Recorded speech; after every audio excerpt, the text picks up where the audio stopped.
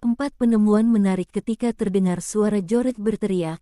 Ibu Sanders bergegas ke serambi dalam dengan diikuti oleh ketiga anak yang masih menemani di dapur. "Ada apa?" seru Julian. "Apa yang terjadi?" Tadi Tim meloncat hendak menangkap kucing. Tapi meleset, lalu jatuh membentur papan pelapis dinding, kata George. Papan itu tergeser, dan sebagai akibatnya lihatlah sendiri, di dinding ada lubang. "Rupanya papan itu pintu rahasia," seru Dick sambil mengintip ke dalam lubang. "Astaga, Ibu Sanders tahu bahwa di sini ada lubang rahasia." "Oh ya," jawab yang ditanya. "Rumah ini penuh dengan hal-hal aneh seperti itu. Aku selalu berhati-hati sewaktu mengelap papan di situ, karena jika kutekan sedikit terlalu keras pojok atasnya, papan itu selalu tergeser ke pinggir." "Ada apa di belakang papan itu?" tanya Julian. Lubang yang menganga di depan mereka lebarnya cuma sekepala. Ketika Julian memasukkan kepalanya ke dalam, ia tak bisa melihat apa-apa karena gelap.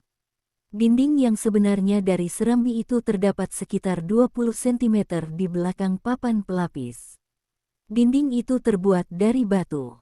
"Ambil ulin, ambil lilin," kata Anne penuh gairah. "Anda mempunyai senter, Ibu Sanders."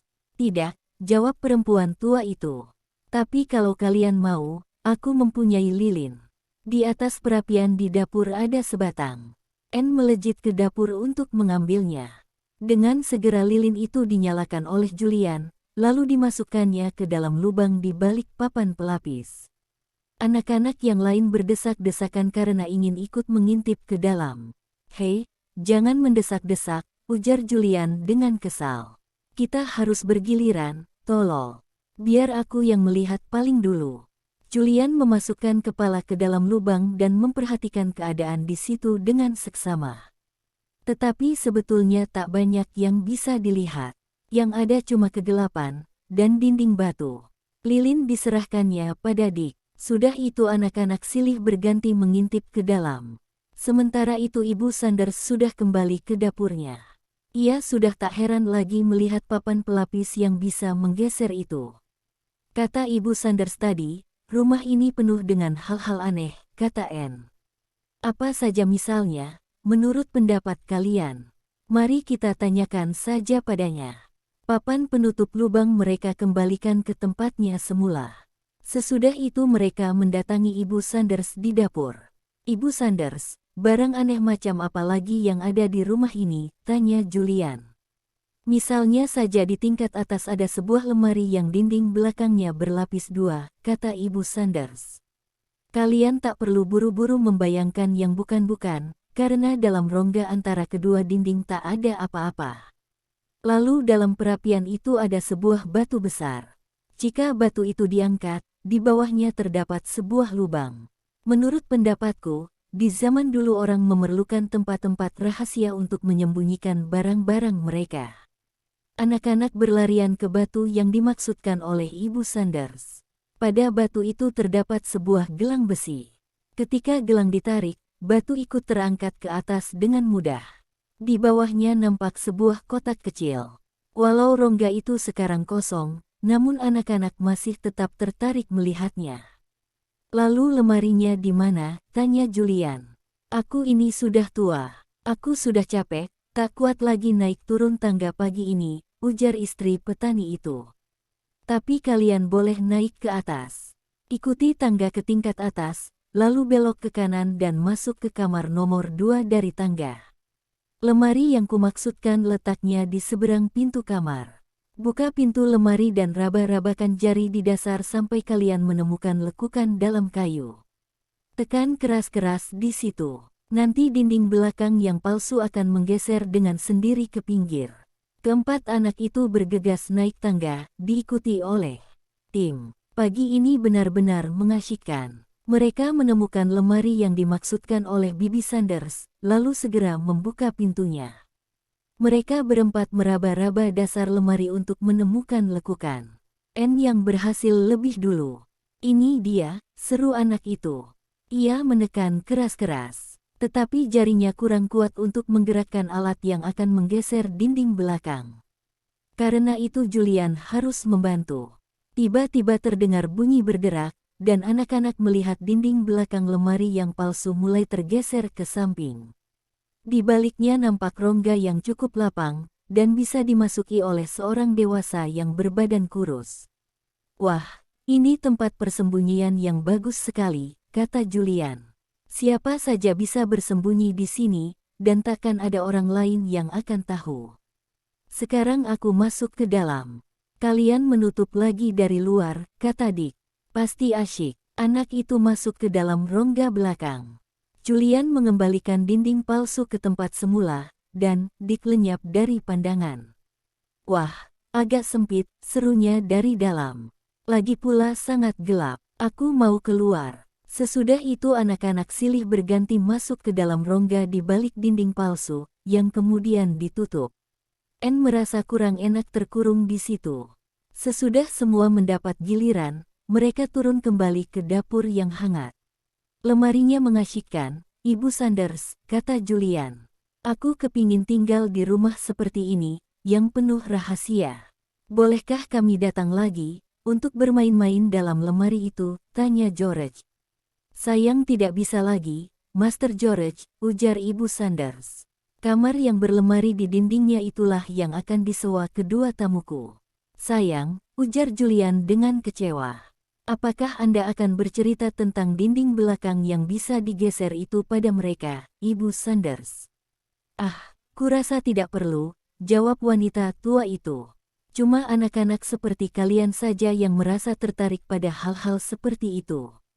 Orang dewasa seperti kedua tamuku takkan terlalu mempedulikannya."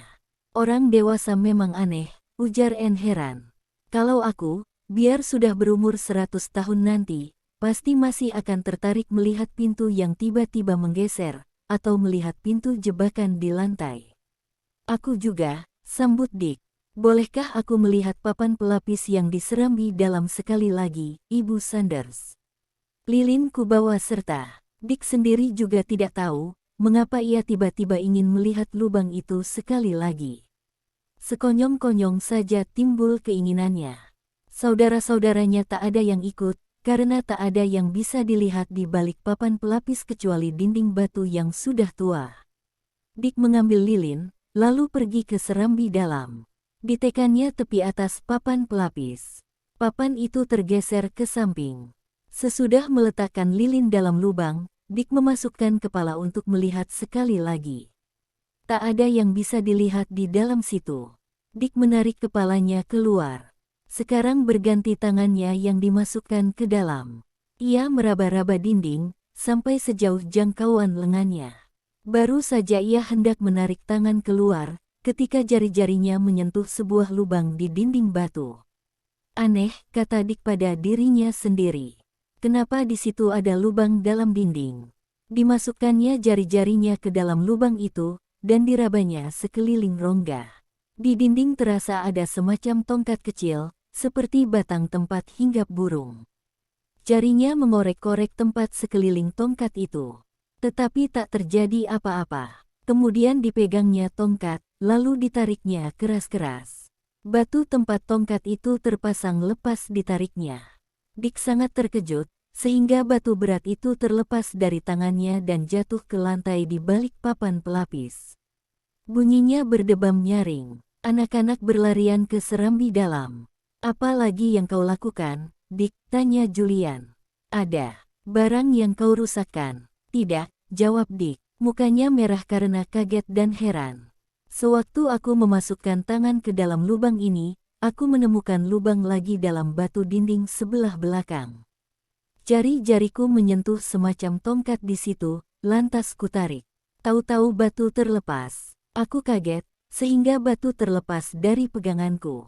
Yang kalian dengar tadi bunyi batu jatuh ke lantai." "Astaga," kata Julian, sambil berusaha mendesak Dick dari lubang di papan. "Coba kulihat sebentar." "Tidak," kata Dick sambil mendorong abangnya. "Aku yang menemukan lubang itu. Tunggu sampai aku selesai memeriksa, kalau ada sesuatu di dalamnya." Sukar mencapai lubang itu. Anak-anak yang lain menunggu dengan tidak sabar. Julian sudah kepingin mendorong adiknya supaya minggir. Dick memasukkan lengannya sejauh mungkin. Kemudian dibengkokkannya tangan, agar bisa masuk ke dalam rongga yang terdapat di belakang tempat batu yang terjatuh ke lantai.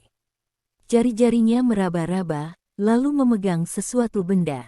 Rasanya seperti buku. Benda itu dikeluarkannya dengan pelan dan berhati-hati.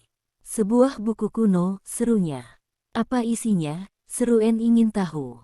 Mereka membalik-balik halaman buku itu dengan hati-hati. Kertasnya sudah sangat kering dan rapuh, sehingga beberapa lembar di antaranya hancur menjadi debu. Kurasa ini buku resep, ujar En. Matanya sangat awas. Beberapa perkataan yang ditulis tangan dengan tinta yang sudah coklat dan pudar karena tuanya, berhasil dibaca olehnya. Kita tunjukkan saja pada Ibu Sanders. Keempat anak itu masuk lagi ke dapur, untuk menunjukkan buku yang mereka temukan pada Ibu Sanders. Wanita tua itu tertawa ketika melihat wajah mereka berseri-seri. Diambilnya buku itu lalu diperiksa olehnya. Ibu Sanders tetap tenang. Ya, betul, katanya kemudian. Ini buku resep. Lihat nama yang tertulis di depan, Alice Mary Sanders. Mestinya ia ibu nenekku. Menurut kabar, ia terkenal karena ahli dalam hal jamu-jamuan. Kata orang dulu, ia bisa menyembuhkan setiap penyakit manusia atau binatang. Tak peduli penyakit apa, selalu sembuh diobati olehnya. Sayang sulit sekali membaca tulisan tangannya, ujar Julian kecewa. Buku ini pun sudah hampir hancur. Pasti sudah sangat tua. Menurut pendapatmu, masih adakah barang lain dalam tempat persembunyian itu? Tanya En. Julian, coba kau saja yang memasukkan lengan ke dalam. Lenganmu lebih panjang dari Dick. Rasanya tadi tak ada barang lagi di dalam, kata Dick. Tempatnya sangat sempit. Cuma sebuah rongga yang dalamnya beberapa senti, di belakang batu atau batu bata yang terjatuh ke lantai. Yah, ku coba saja memasukkan tanganku ke dalam, kata Julian. Anak-anak berbondong-bondong kembali ke serambi dalam. Julian memasukkan lengannya ke balik papan yang terbuka, lalu meraba-raba sampai ke tempat batu yang terlepas. Tangannya dimasukkan ke rongga yang ada di situ. Jari-jarinya yang panjang mencari-cari barang yang mungkin ada di dalamnya. Ternyata memang ada sesuatu yang lembut dan pipih. Rasanya seperti terbuat dari kulit. Cepat-cepat dipegangnya benda itu, lalu dikeluarkannya dengan hati-hati. Julian khawatir benda itu akan hancur, karena sudah terlalu tua. Aku menemukan sesuatu, serunya, sedang matanya bersinar-sinar gembira. Lihatlah, apa ini? Saudara-saudaranya berkerumun melihat. Nampaknya seperti kantong tembakau kepunyaan ayah, kata En sambil meraba-raba benda itu. Bentuknya sama, ada isinya. Ternyata benda itu memang kantong tembakau. Warnanya coklat tua, terbuat dari kulit lembut. Nampaknya sudah sangat usang. Dengan hati-hati Julian membuka tutup kantong, lalu melihat isinya. Di dalamnya masih ada sisa-sisa tembakau berwarna hitam. Tetapi kecuali itu masih ada benda lain yang ditemukan. Di dasar kantong tergulung secarik kain linen. Julian mengeluarkannya lalu membentangkan kain itu di atas sebuah meja yang terdapat di serambi. Anak-anak memandangnya dengan heran. Di atas kain tertera berbagai tanda yang dibuat dengan tinta hitam yang boleh dikatakan sama sekali belum pudar. Tetapi mereka berempat tak berhasil mengenali tanda-tanda itu. Ini bukan peta, kata Julian. Nampaknya seperti tanda-tanda sandi atau semacam itu. Apa artinya? Ya, aku kepingin bisa menguraikannya. Mestinya ini semacam rahasia. Anak-anak memandang secarik kain tua itu dengan hati berdebar-debar. Kelihatannya sudah sangat tua, dan memuat salah satu rahasia. Apakah rahasia itu? Mereka lari lagi ke dapur, untuk menunjukkannya pada Ibu Sanders. Wanita tua itu sedang mempelajari isi buku resep tua. Dengan wajah berseri-seri ia memandang anak-anak yang masuk beramai-ramai. Buku ini benar-benar ajaib, katanya. Tulisannya nyaris tak terbaca lagi olehku. Tapi ini ada sebuah resep untuk sakit punggung. Aku kepingin mencobanya. Malam hari, punggungku selalu terasa ngilu. Coba kalian dengarkan. Tetapi anak-anak itu tak bermaksud mendengarkan resep kuno untuk sakit punggung. Kain linen bertanda rahasia mereka sodorkan ke pangkuan wanita tua itu. Lihatlah, ini apa, Ibu Sanders. Anda tahu apa artinya? Kami menemukannya dalam kantong tembakau yang tersimpan dalam rongga di balik papan pelapis dinding serambi. Ibu Sanders membuka kacamatanya. Dibersihkannya sebentar, lalu ditaruhkannya lagi di depan matanya. Diperhatikannya dengan seksama tanda-tanda aneh yang tertera di atas kain linen itu. Kemudian ia menggeleng. Entahlah, aku tak bisa menebaknya. Tapi apa ini? Kelihatannya seperti kantong tempat tembakau yang sudah tua. John, suamiku, pasti akan senang. Kepunyaannya sudah sangat usang, hampir-hampir tak bisa dipakai lagi untuk tempat menaruh tembakau. Ini juga sudah usang, tetapi masih bisa cukup lama dipakai. Anda juga memerlukan kain tua ini, tanya Julian dengan perasaan was-was. Ia ingin membawanya ke rumah dan mempelajarinya di sana.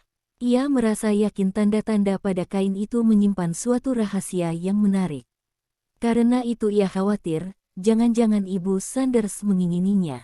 Kalau mau ambil saja, Master Julian, kata Ibu Sanders sambil tertawa.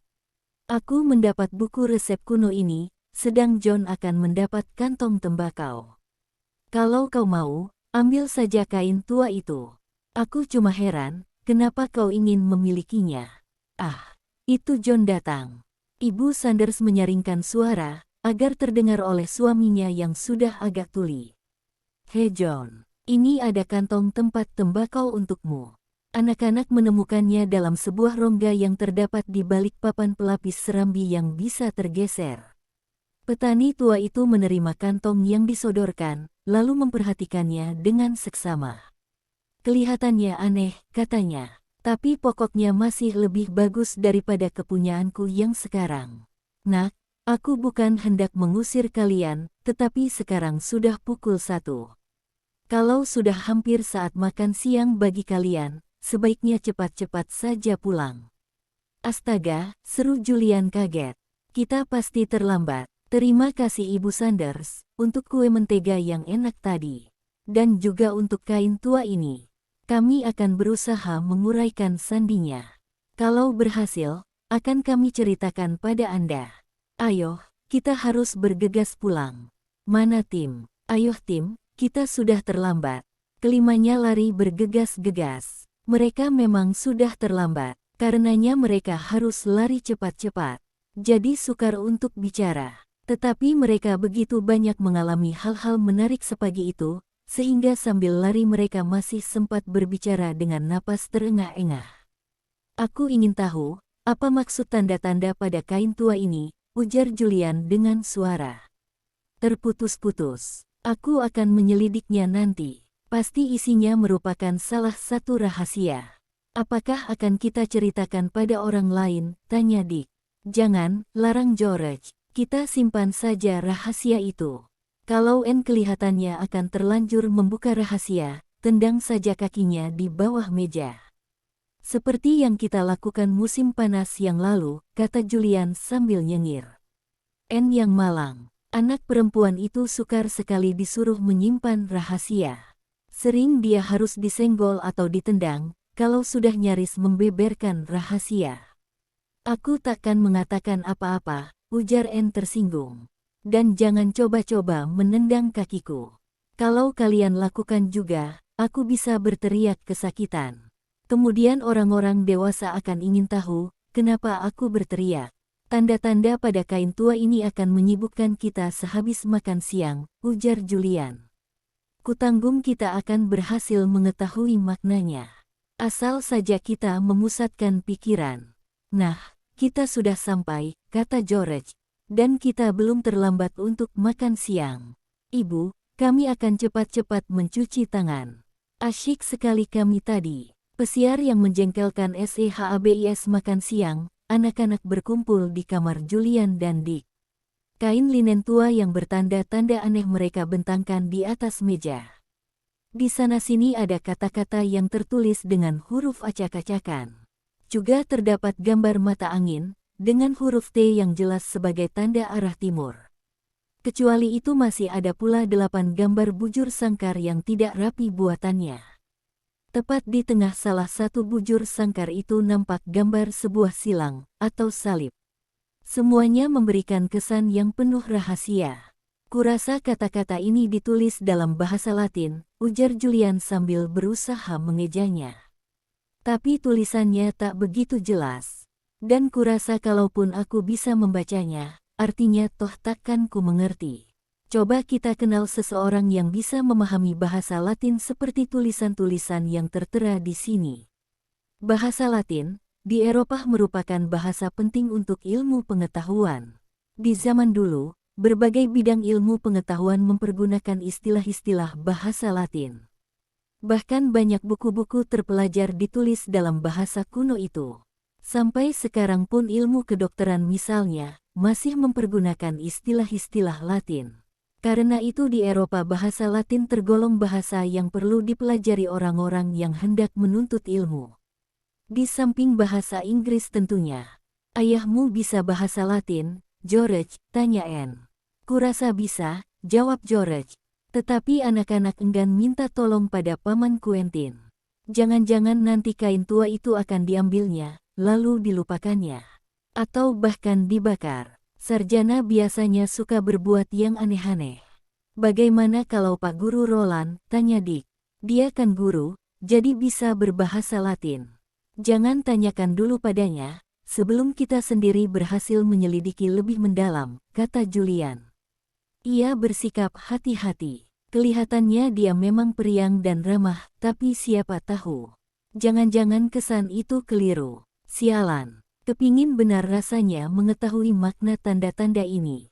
Di bagian teratas ada 2 buah kata, ujar Dick sambil berusaha mengejar. VOCCULTA. Nah, menurut perkiraanmu, apa arti kata-kata itu, Julian? Yah, aku harus menebak. Via berarti jalan, sedang okulta, kalau tidak salah artinya rahasia. Jadi barangkali kata-kata itu berarti jalan rahasia. Kurang lebih begitulah, jawab Julian dengan kening berkerut. Ia sendiri tidak yakin akan terjemahannya itu. Jalan rahasia, seru Anne dengan mata bersinar-sinar. Wah, mudah-mudahan saja memang itu artinya.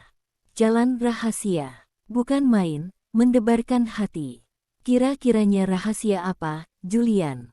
Konyol benar engkau ini, Anne, kata Julian. Bagaimana aku mengetahuinya? Aku bahkan tak tahu apakah.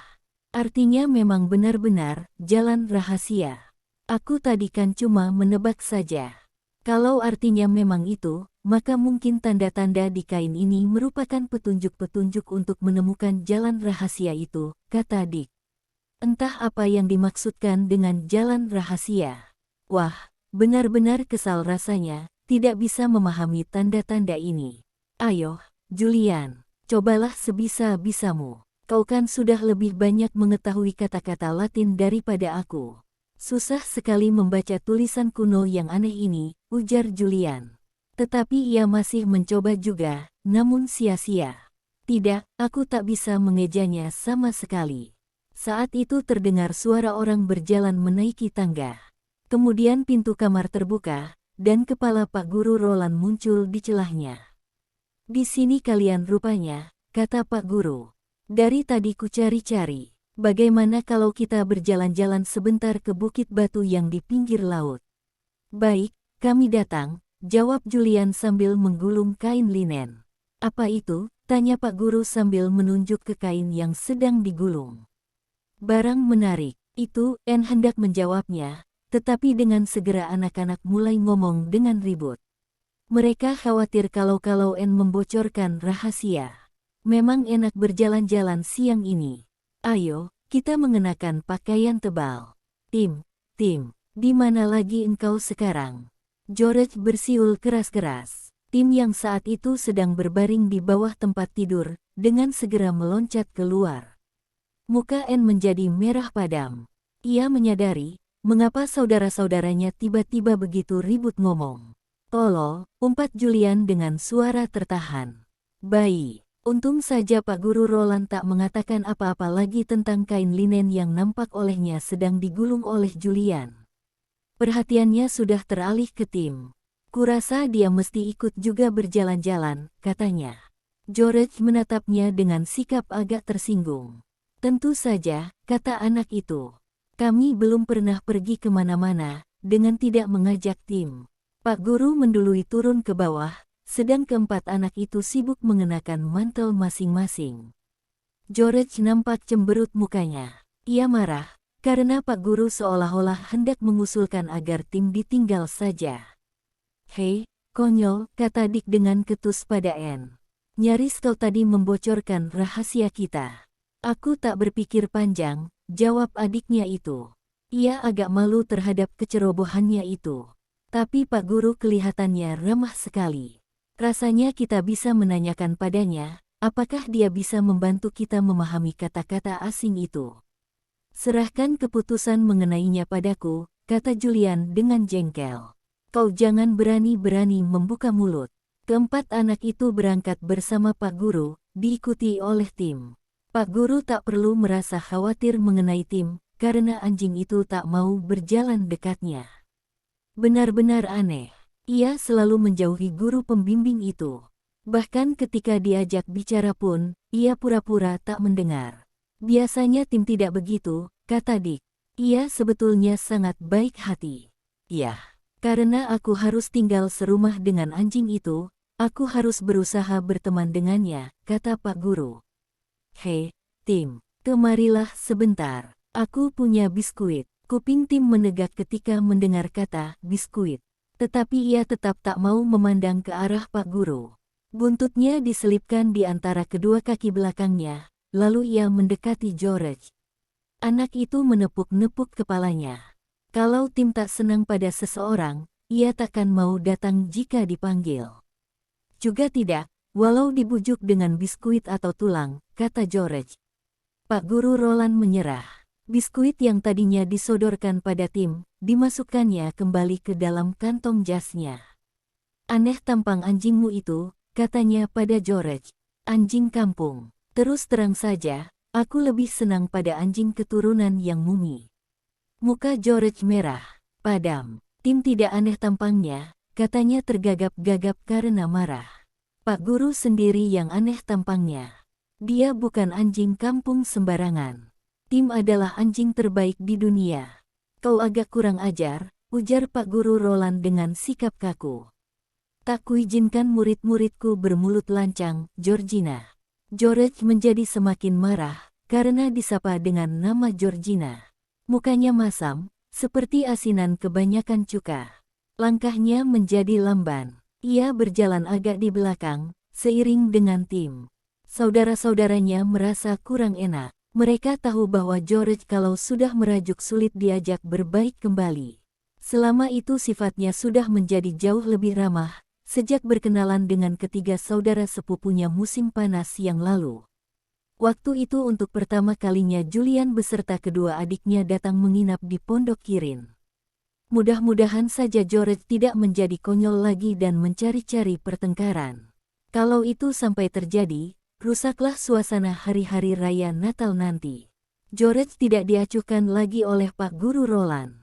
Pak Guru berjalan di depan bersama Julian dan kedua adiknya, sambil berkelakar. Cerita-ceritanya lucu sekali, sehingga Julian dan Dick tertawa-tawa mendengarnya. Pak Guru membimbing tangan Anne. Anak perempuan itu berjalan di sampingnya sambil melonjak-lonjak. Anne senang berjalan-jalan sambil mengobrol dengan kocak. Julian merasa kasihan pada George. Tak enak rasanya kalau dikesampingkan, dan ia tahu George paling tidak suka tersisih. Julian memikirkan kemungkinan sikap Pak Guru, jika ia berani membela saudara sepupunya itu. Jangan-jangan nanti marah. Tetapi Julian memberanikan diri, karena suasana akan lebih enak nanti. Pak Guru, katanya dengan hati-hati. Maukah Anda menyapa saudara sepupu saya dengan nama yang disukainya, yaitu George? Ia benci pada nama Georgina. Dan ia sangat sayang pada Tim. Ia tidak suka, apabila ada orang mengatakan hal-hal yang tidak enak mengenai anjing kesayangannya itu.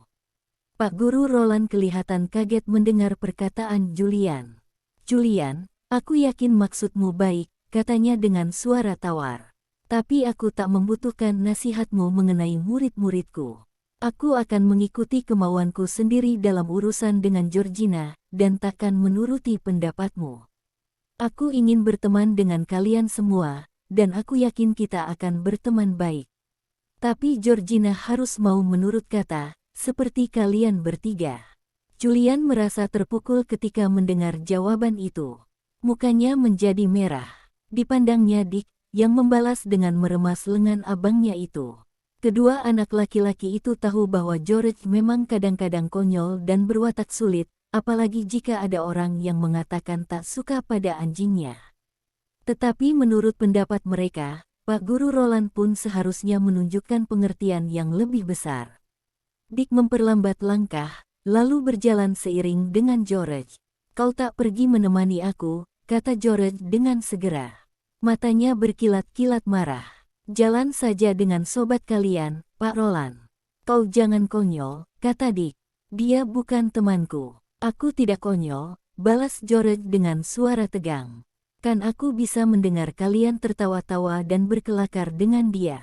Kedepanlah lagi, dan tertawa-tawa dengan orang itu. Aku sudah ditemani tim. George, sekarang ini menjelang perayaan Natal, kata Dick menyabarkan. Tak baik marah-marah terus. Rusak suasana Natal karenanya. Aku tak suka pada orang yang tidak menyenangi tim, ujar George. Ia tetap berkeras kepala. Tapi tadi Pak Guru kan sudah mencoba dan hendak memberinya biskuit, kata Dick. Ia masih terus mencoba untuk menenangkan perasaan George yang sedang sebal. Tetapi anak itu diam saja, mukanya masam. Dick mencoba sekali lagi. George, bagaimana kalau kau mencoba? Ramah sampai hari-hari raya Natal sudah lewat, usulnya.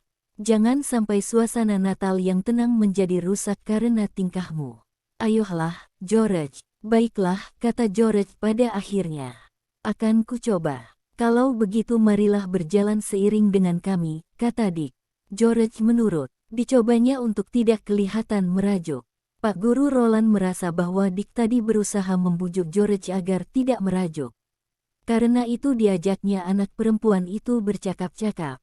Ia tak berhasil membuat George tertawa, tetapi setidak-tidaknya anak itu mau memberikan jawaban secara sopan.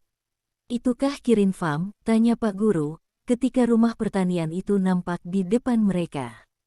Betul. Anda mengenalnya? Tanya Julian dengan heran.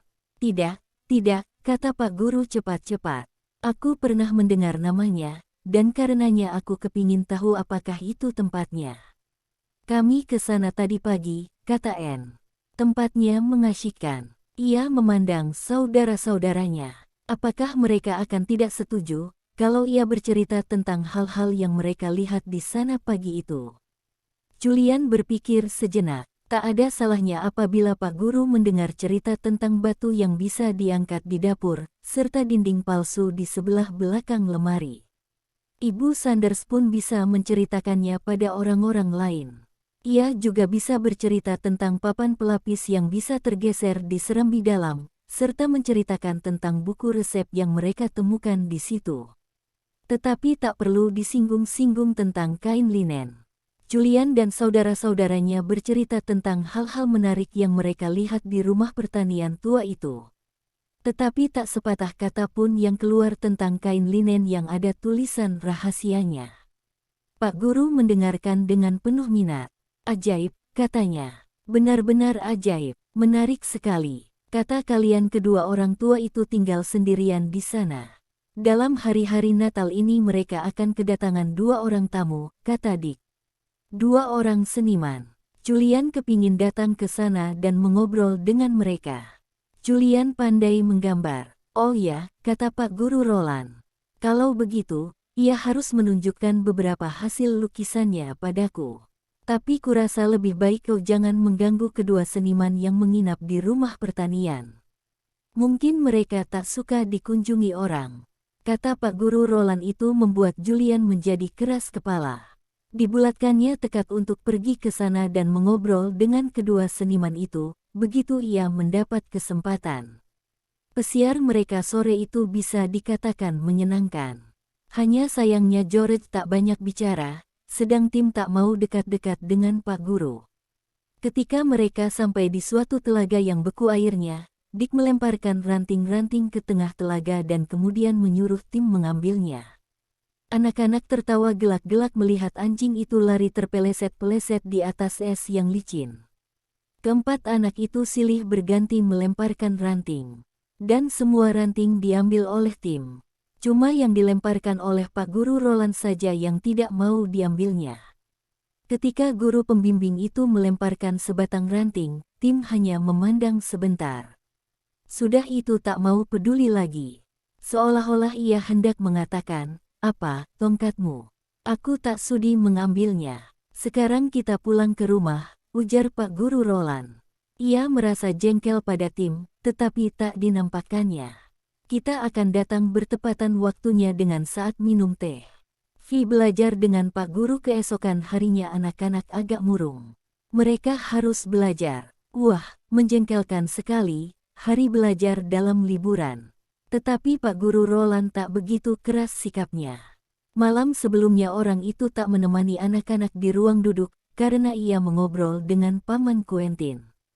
Karenanya George dan ketiga saudara sepupunya sempat mengeluarkan kain linen yang mengandung rahasia, dan berusaha menyelidiki rahasia itu. Tetapi usaha mereka sia-sia belaka. Tak ada yang berhasil menyibatkannya barang sedikit. Jalan rahasia. Apakah yang dimaksudkan dengan perkataan itu? Apakah tanda-tanda di atas kain linen tua itu memang benar-benar merupakan petunjuk-petunjuk tentang suatu jalan rahasia? Kalau betul, lalu di mana jalannya? Dan mengapa dirahasiakan? Mereka tak berhasil memecahkan pertanyaan-pertanyaan itu.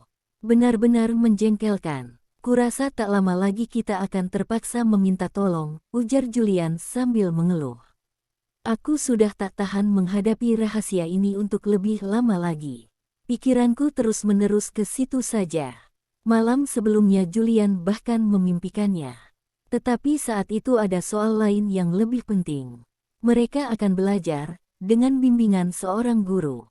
Julian ingin tahu, mata pelajaran apa yang akan pertama-tama dibahas bersama Pak Guru Roland. Mungkin saja bahasa Latin. Kalau begitu, akan bisa ditanyakannya arti kata, via OCCULTA. Pak Guru sudah melihat semua rapor mereka, dan mencatat dalam mata pelajaran yang mana saja anak-anak lemah. Satu di antaranya adalah bahasa Latin, sedang yang lain bahasa Perancis. Angka rapor Dick dan George sama-sama jelek untuk mata pelajaran matematika. Jadi mereka harus menerima bimbingan dalam belajar matematika. Sedang Julian paling lemah dalam mata pelajaran ilmu ukur. N sebenarnya tidak memerlukan bimbingan.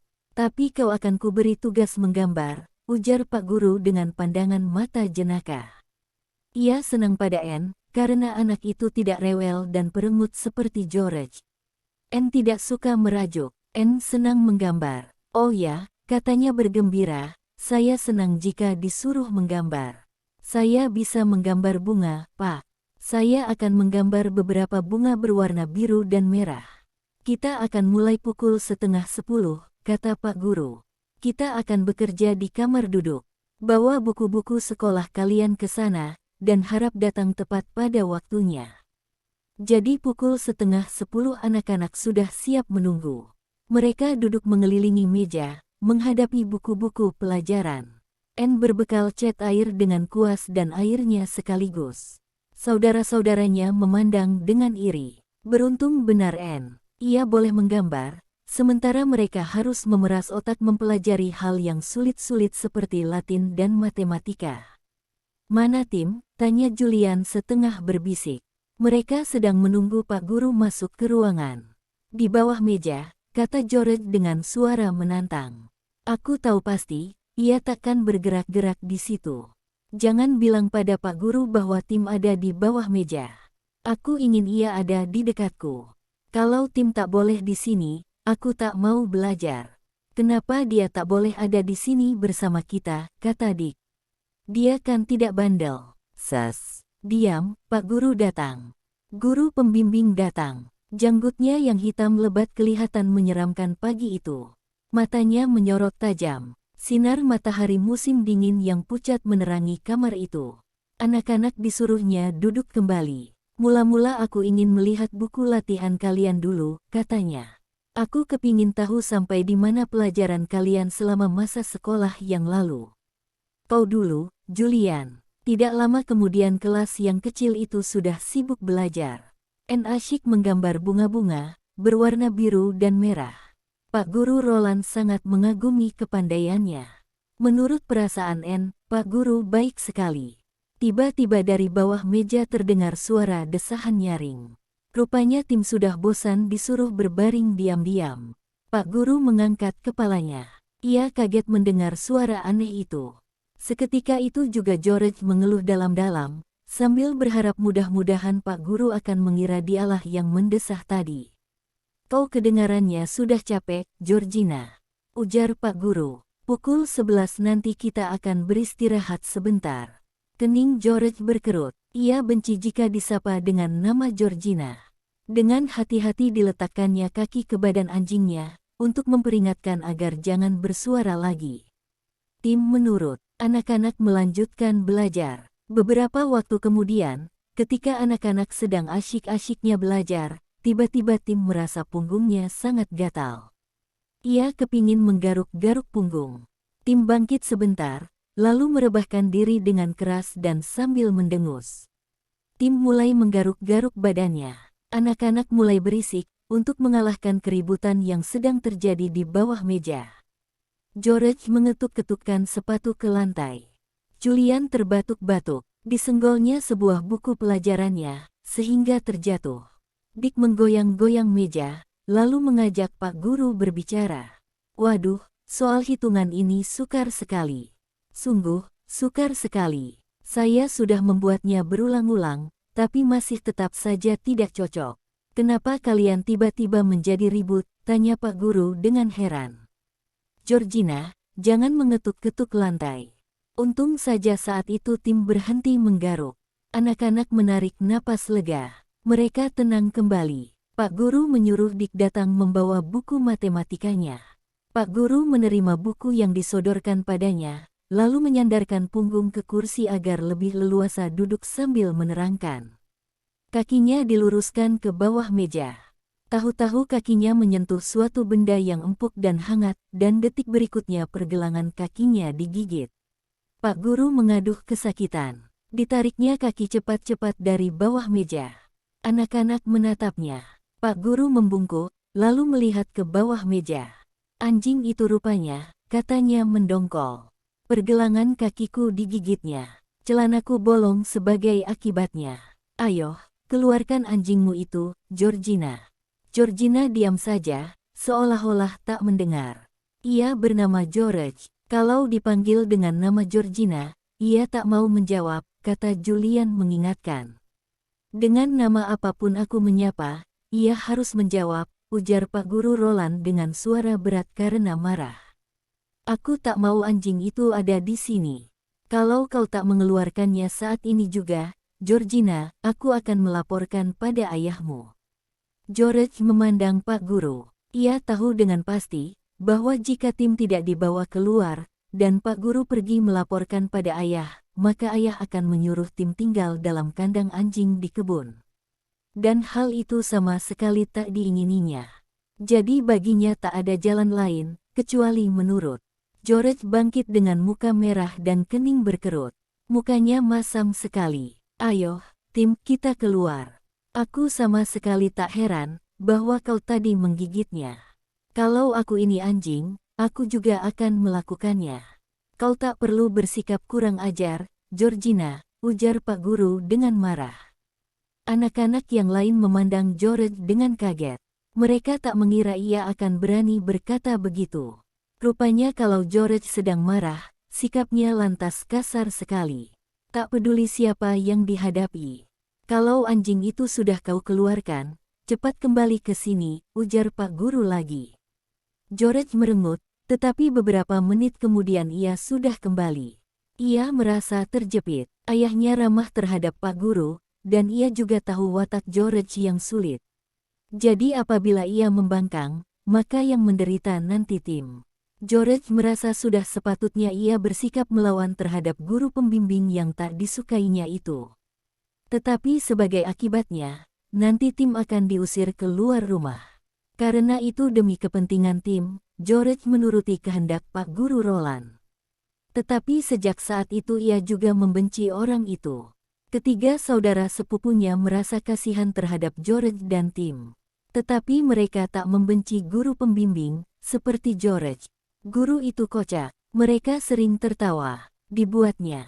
Orangnya juga sabar, jika mereka membuat kesalahan sewaktu belajar. Tetapi ia tidak hanya membimbing dalam pelajaran saja. Ia juga mau mengajari cara membuat panah kertas dan kapal-kapalan, serta memamerkan permainan sulap yang lucu-lucu. Julian dan Dick menyukai pertunjukan-pertunjukan itu. Mereka mengingat-ingatnya, agar bisa dipamerkan pada teman-teman kalau mereka sudah kembali ke sekolah nanti. Sehabis belajar pagi itu, anak-anak bermain selama setengah jam di luar. Matahari bersinar, tetapi hawa tetap dingin. George memanggil tim yang malang, ujarnya. Kasihan, kau harus keluar dari kamar. Tapi kenapa kau gigit pergelangan kaki Pak Guru? Aku sebenarnya setuju dengan perbuatanmu, tapi aku tak tahu kenapa kau sampai berbuat begitu. George, dengan Pak Guru ini kau tidak bisa main-main, kata Julian memperingatkan. Kau akan mengalami kerepotan saja sebagai akibatnya. Orangnya tegas, ia tak mau dipermain-mainkan. Tetapi kalau kita ramah padanya, kurasa dia bisa baik hati. Yah, kalau begitu silakan saja kau ramah padanya, kata George agak mengejek. Aku sendiri tak mau. Kalau aku tak senang pada seseorang, aku tak mau ramah padanya. Dan aku tak senang pada Pak Guru Roland. Kenapa? Apakah karena dia tak senang pada tim? Tanya Dick. Sebagian besar memang itulah sebabnya, tapi juga karena aku kesal melihatnya, jawab George. Aku tak suka melihat bentuk mulutnya yang jahat. Tapi kau kan tak bisa melihatnya, bantah Julian. Mulutnya tak nampak di balik kumis dan janggut lebat. Aku pernah melihat bentuk bibirnya, kata George mengotot. Tipis dan kejam bentuknya. Kau lihat saja sendiri. Aku tak suka pada orang berbibir tipis, karena mereka pendengki dan berhati batu. Dan aku juga tak senang melihat matanya yang tak ramah. Kalau kalian mau menjilat, silakan. Aku tak sudi. Julian menyabarkan diri ketika mendengar kata-kata anak perempuan yang keras kepala itu. Ia tertawa. Kami bukan hendak menjilat, katanya, kami hanya memakai akal sehat belaka. Dan kau juga harus begitu, George. Tetapi kalau George sudah sekali menentukan sikap, tak bisa diubah lagi. Ia sudah bertekad akan tetap membenci guru pembimbing. Tetapi ia gembira lagi ketika mendengar bahwa mereka semua akan naik bis untuk belanja barang-barang keperluan Natal. Dan Pak Guru Roland tidak ikut. Ia hendak melihat suatu percobaan ilmiah yang akan ditunjukkan Paman Quentin padanya. Kalian akan kuajak ke kota yang terdekat, kata Bibi Fanny pada keempat anak itu. Di sana kalian akan bisa berbelanja sepuas-puas hati. Sudah itu kita akan minum teh dan jajan di sebuah restoran, lalu pulang lagi dengan bis pukul 6 sore. Acara mereka sangat mengasyikkan. Mereka berangkat dengan bis siang hari. Bis itu berjalan tergoncang-goncang lewat jalan-jalan kampung sampai ke kota. Di sana toko-toko kelihatan sangat meriah dan terang dengan lampu-lampu berwarna-warni. Anak-anak berbekal uang simpanan mereka. Keempat-empatnya sibuk sekali, berbelanja macam-macam. Banyak sekali orang yang harus dihadiahi. Kurasa kita juga perlu membeli sesuatu sebagai hadiah untuk Pak Guru Roland, kata Julian. Aku memang sudah berniat, ujar Anne. Aku akan membelikan rokok 1 bungkus untuknya. Aku tahu merek rokok yang dihisapnya. Waduh, kau membelikan hadiah untuk Pak Guru, ujar George sambil mencibir. Kenapa tidak boleh, George, ujar ibunya dengan heran. Ya ampun, kuharap kau mau bersikap wajar terhadapnya, dan tidak sangat membenci orang malang itu. Aku tak mengingini kemungkinan bahwa dia akan mengadukan kelakuanmu pada ayah. Apa yang akan kau belikan untuk tim, George? Tanya Julian. Ia cepat-cepat mengalihkan pembicaraan dari persoalan yang rumit itu. Tulang terbesar yang ada di tukang daging, jawab George. Dan kau, apa yang akan kau belikan untuknya? Kurasa kalau tim mempunyai uang, pasti kita semua akan dibelikannya hadiah, kata Anne sambil mengelus-elus bulu leher Tim yang tebal. Dia memang anjing yang paling baik di dunia. George dengan segera memaafkan kata-kata Anne tentang niatnya hendak membelikan hadiah bagi Pak Guru Roland, karena anak itu mengatakan bahwa Tim anjing yang paling baik di dunia. Ia tak merajuk lagi, lalu mulai menceritakan niatnya membeli hadiah-hadiah untuk setiap orang. Sehabis berbelanja, mereka minum teh dan makan kue di sebuah restoran. Kemudian mereka berangkat pulang naik bis pukul 6 sore. Sesampai di rumah, Bibi Fani pergi melihat apakah juru masak telah menyediakan teh beserta hidangannya bagi paman dan Pak Guru. Bibi keluar dari ruang kerja dengan wajah berseri-seri. Wah, belum pernah kulihat paman seriang sekarang, katanya pada Julian dan Dick. Kelihatannya ia cocok sekali dengan Tuan Roland. Bermacam-macam percobaan dipamerkannya pada guru pembimbing kalian. Menyenangkan baginya, ada orang yang bisa diajak bicara tentang bidang penyelidikannya. Malam itu Pak Guru mengajak anak-anak melakukan bermacam-macam permainan. Tim ada dalam ruangan di mana mereka sedang sibuk bercengkerama itu. Pak Guru mencoba beramah tamah dengannya, tetapi anjing itu tetap tak mau mempedulikan. Wah, perajuknya sama seperti tuannya, ujarnya. Sambil tertawa ia memandang George. Anak itu sedang memperhatikan betapa Tim tak mau mempedulikan guru pembimbing mereka. George kelihatannya agak senang memandang sikap Tim. Sewaktu diajak bicara oleh Pak Guru, George hanya membalas dengan pandangan masam. Bagaimana pendapatmu? Apakah kita tanyakan saja padanya apakah VOCCULTA memang berarti jalan rahasia? Tanya Julian pada Dick, sewaktu mereka sedang berganti pakaian malam itu sebelum masuk ke tempat tidur. Aku ingin tahu, apakah artinya memang begitu? Hei, bagaimana pendapatmu tentang Pak Guru, Dick? Entahlah, jawab Dick. Banyak hal mengenai dirinya kusenangi, tapi tiba-tiba saja aku lantas tak senang padanya. Aku tak senang melihat matanya. Dan kata George mengenai bibirnya, ternyata memang benar. Bibirnya sangat tipis, nyaris tak ada. Menurut pendapatku, dia itu baik, kata Julian. Ia cuma tak suka dipermainkan. Aku sendiri tak berkeberatan untuk menunjukkan kain tua kita, dan meminta padanya agar menafsirkan makna tanda-tanda yang tertera di situ. Kusangka kau dulu mengatakan kita akan tetap menyimpannya sebagai rahasia, kata Dick mengingatkan. Aku tahu, tapi apa gunanya rahasia, jika kita sendiri tak mengetahui maknanya, balas Julian. Aku tahu apa yang bisa kita lakukan. Kita menanyakan makna kata-kata itu padanya, dengan tidak menunjukkan kainnya. Tapi beberapa di antara kata-kata itu sama sekali tak bisa kita baca, kata Dick. Jadi percuma saja. Kita terpaksa menunjukkan kain itu padanya, dan menceritakan di mana kita menemukannya. Kita lihat sajalah nanti, ujar Julian sambil naik ke tempat tidur. Keesokan harinya mereka belajar lagi, mulai pukul 9:30 sampai 10:30 siang. George datang, dengan tidak mengajak Tim. Ia merasa jengkel karena terpaksa menuruti kehendak Pak Guru. Tetapi ia juga merasa tak ada gunanya bersikap menantang, dan menolak ikut belajar kalau Tim tak diperbolehkan masuk ke dalam ruang belajar. Tim sudah jelas berbuat salah, karena menggigit Pak Guru, jadi Pak Guru memang berhak melarang Tim ikut ke dalam kelas. Tetapi walau begitu, George tetap merajuk. Dalam pembahasan pelajaran bahasa Latin, Julian memakai kesempatan baik itu menanyakan hal yang sangat ingin diketahuinya selama itu. Pak, bolehkah saya bertanya sedikit, tanyanya.